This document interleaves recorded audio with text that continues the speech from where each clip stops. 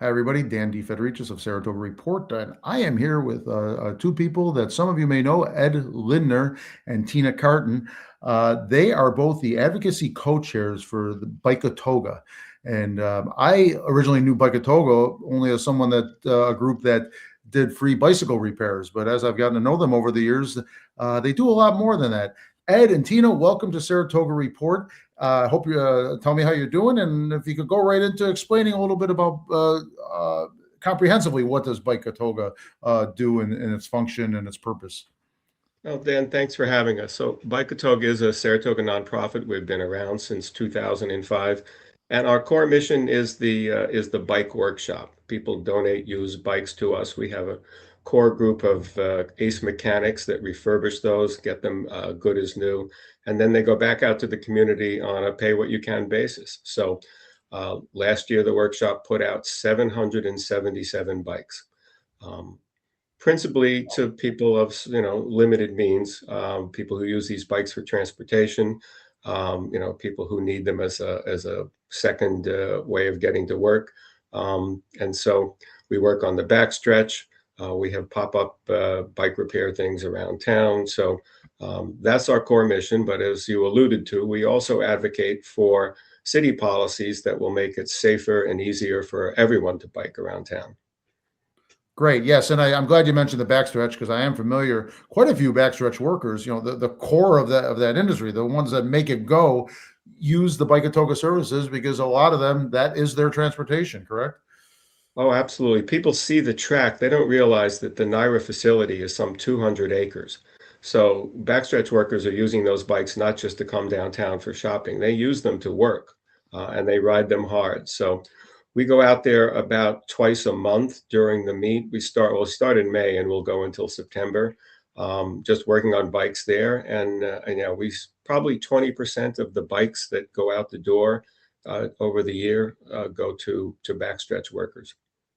Okay, good. And so we're here today because earlier this week, Bikeatoga took a step that you may have done before, but it did catch me a little off guard. It seemed to be a more assertive step than maybe you have in the past. Maybe that's wrong, but that was my gut when I read it. Like, wow, this you sent both a letter to all the members of the city council, as well as you sent out a news release, essentially criticizing the city for failing to follow their own policies, as well as seize the opportunity that was available on Union Avenue and Henry Street on putting bike lanes in. I think they repaved them. I don't want to steal your thunder. Could you encapsulate what exactly your reason was for coming out and addressing this in such a forceful way?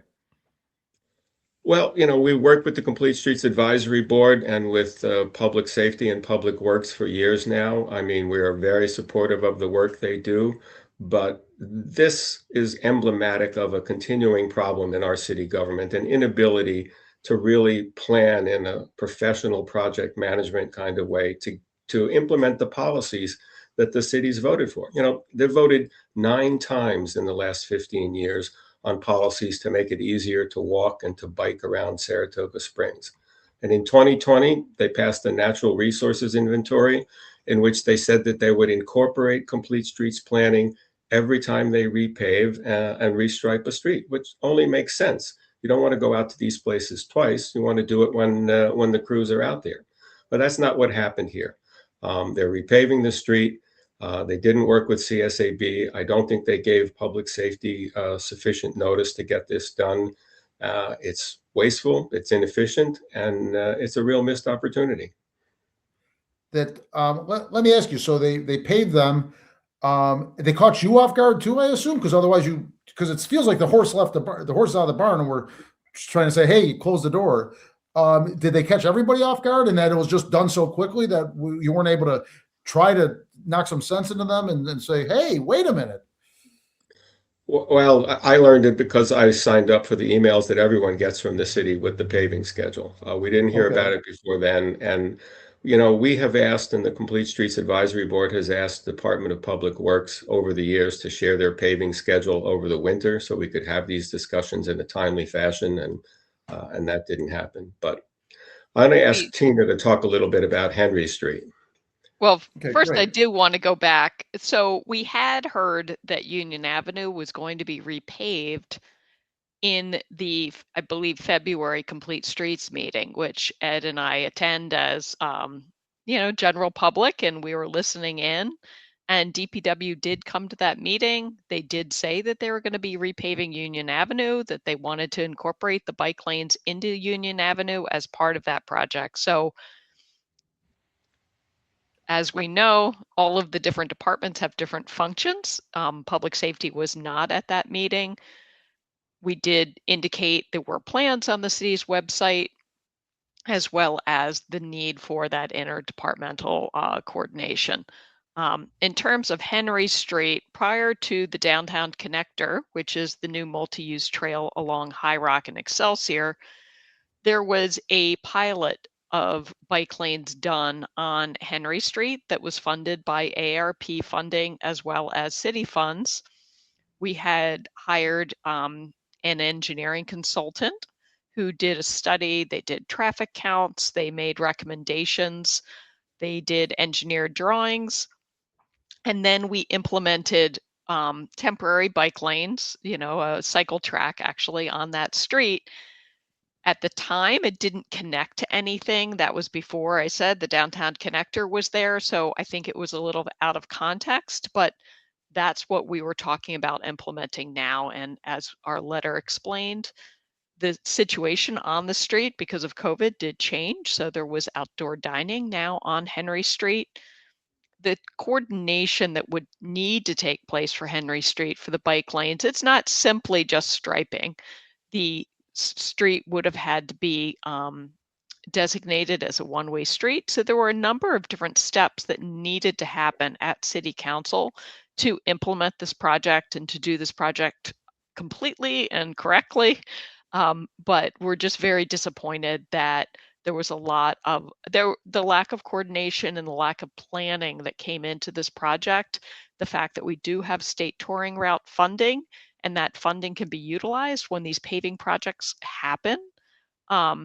As we've heard, the city has financial limitations right now. So being able to utilize state funds to the best of our ability at once when that funding is available is a missed opportunity. And Just to follow up on that, if I can, let me Dan, I continue on don't that know. concept of a missed opportunity. Back up. I was Sure. just going to say, I don't know if all of your listeners know that Tina was in City Hall. She was our Director of Sustainability in 2018, 2019, when that Henry Street pilot was done. And it's not just old news. Last year, the city spent money on a Vision Zero plan, which recommended a bike lane in that same place. They moved it to the other side of the street, as Tina said. But this has been studied multiple times. It's probably the easiest critical bike lane to build in the city. And again, why isn't it being done? Why weren't we discussing this in January so that we could get it done? Great. And let me back you up just a bit because some of it may be obvious and maybe on the grander scale it's not. The importance and the benefits of having these bike lanes in place. Some of them are obvious, the safety of the bicyclists, to encourage more bicycling, but it goes beyond that, doesn't it? Do you want to go, Tina, or me? Oh, you could go right now. I'm going to pull something There up. are really multiple benefits to all of this. I mean, first, there's a quality of life issue for those of us who live here. You can look at the CDC website and you'll see that communities that have connected bike lanes are healthier because people get out. There are economic benefits to this. Bike tourism around the country and around the world is an incredible economic driver. Our friends in Warren County, Onondaga County, all the communities along the Empire State Trail are realizing this and they're investing in it. So it's not just something that benefits locals in terms of our health and enjoyment, but also something which has the real possibility of bringing in more tourists and more income. And therefore, this Yeah. missed opportunity for all those reasons is almost galling to you, right? I would think it's galling to me as a citizen. I Um, think we're disappointed. We all know what our city government is like in terms of the different departments and the challenges that they have. But this one is particularly frustrating because, again, it's been studied multiple times. It's really, really easy to do as bike lanes go. I mean, we understand some bike lane projects require a lot of money and a lot of reworking curbs and drainage. There's a lot that can go. This isn't that project. This is a survey and some thermoplastic striping and a city hall public hearing to change the direction of the street. So yeah, I wouldn't say we're galled. I would say we're a little frustrated that we keep having this conversation. And one of Okay, and the let me just, so things you have we these see, two documents. yeah. Oh, oh, Well, sorry. I was just I going to just want to say say, you like, pointed out that it's not an issue of money, correct? It's a lack of planning and follow through, correct? It's not a money issue. Talk about the money.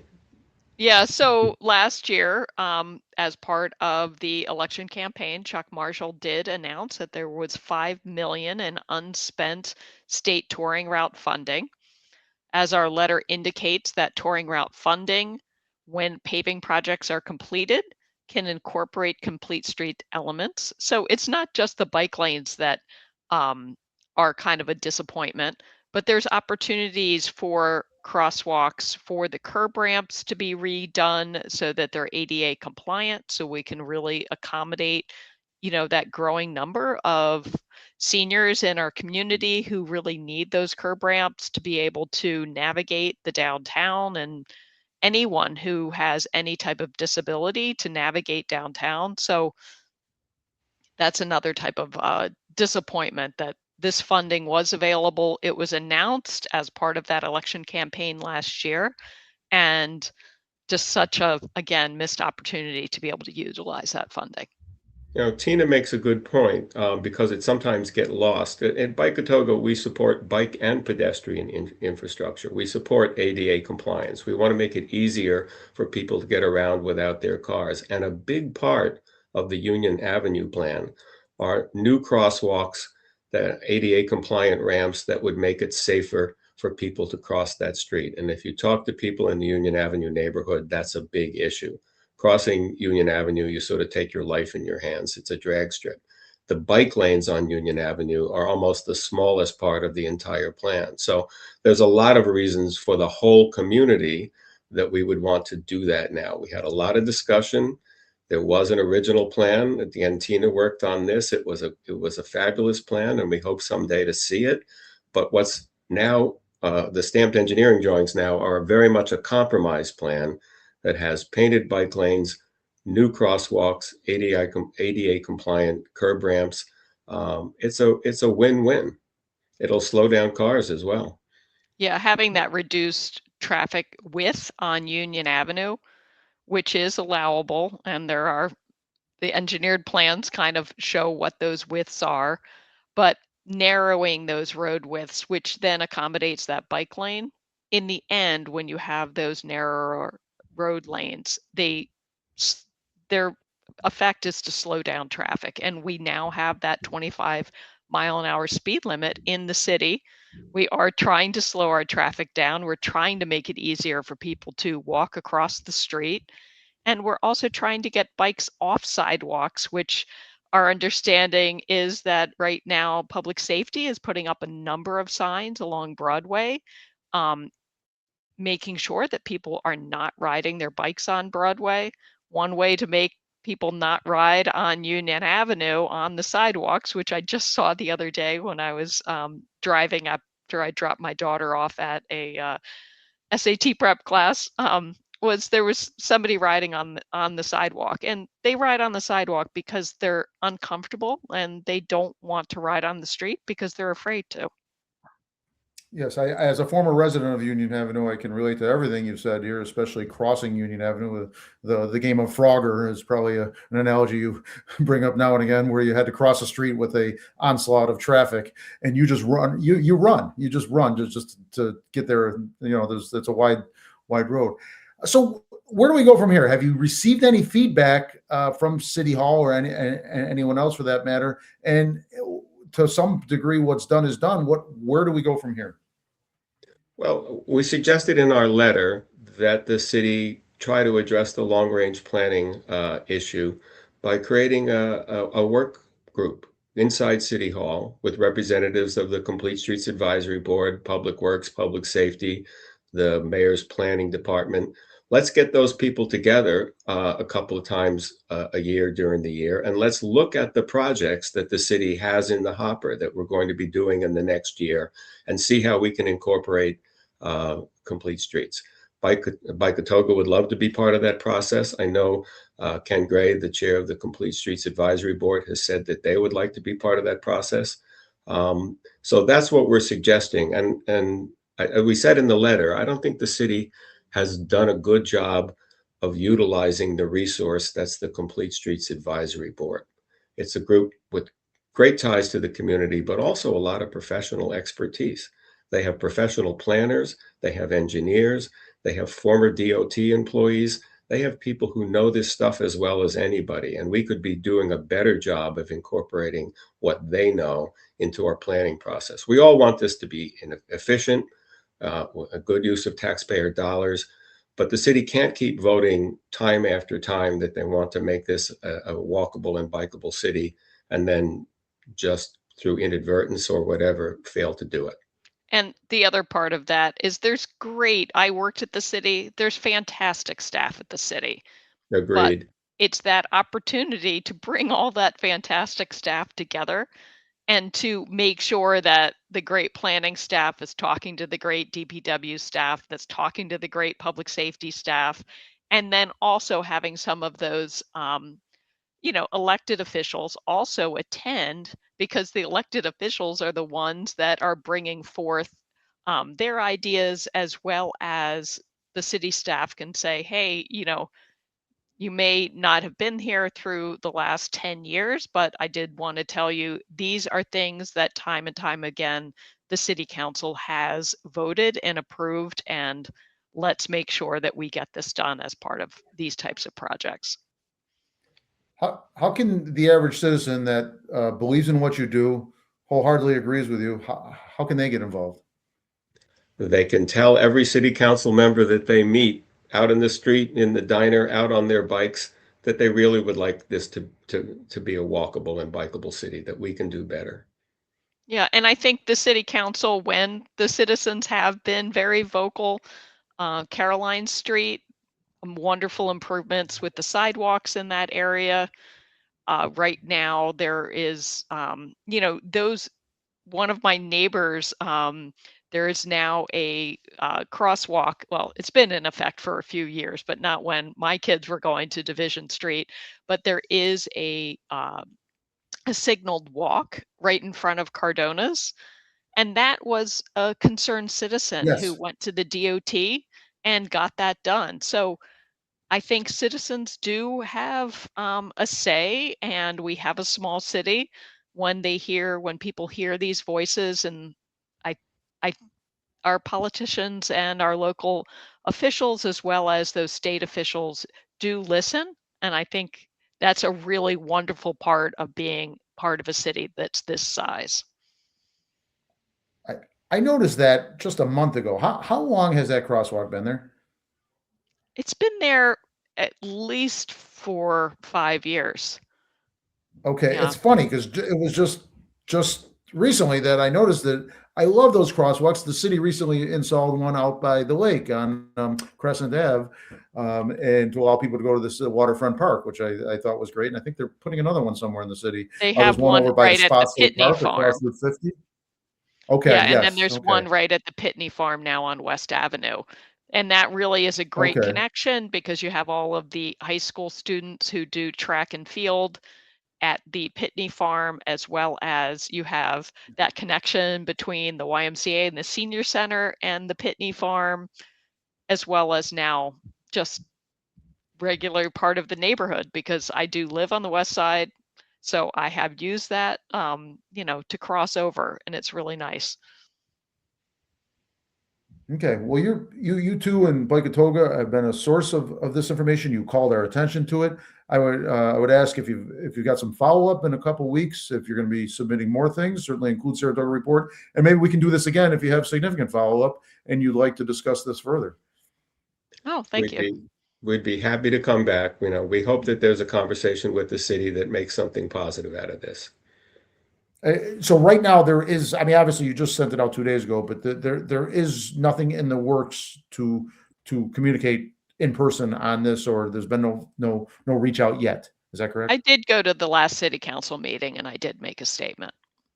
Okay, We excellent. talked I to mean, them, but since we haven't heard back from, they haven't responded. this letter, okay, okay, well, great. Well, please follow up with And me. if your readers want, when if they your do. listeners want this, I mean, the letter and our press release are on the Bikeatoga website. You know, you can see our position on this, and you know, others may have slightly different opinions, but let's have that conversation. What we shouldn't be doing is just stumbling along without thinking about this.